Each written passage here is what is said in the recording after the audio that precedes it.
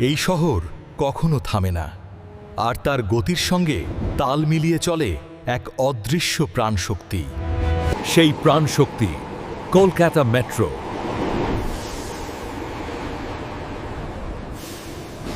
ভারতের প্রথম metro rail, যার শুরু হয়েছিল 1984 সালে।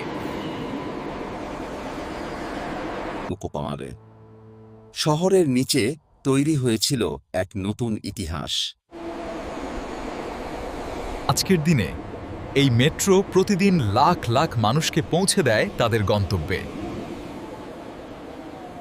কাজে যাওয়া, পড়াশোনা বা স্বপ্নের পথে সবকিছুর সাথেই জড়িয়ে আছে এই যাত্রা। সময়কে হার মানিয়ে প্রতিদিন এগিয়ে চলা। নতুন লাইন, নতুন প্রযুক্তি শহরকে দিচ্ছে এক নতুন গতি।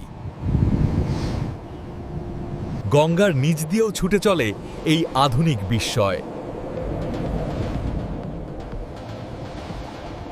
এ শুধু পরিবহন নয়, এটা শহরের জীবনের অংশ। দিন হোক বা রাত, চলতেই থাকে এই যাত্রা। কলকাতা মেট্রো, একটি শহরের হৃদস্পন্দন।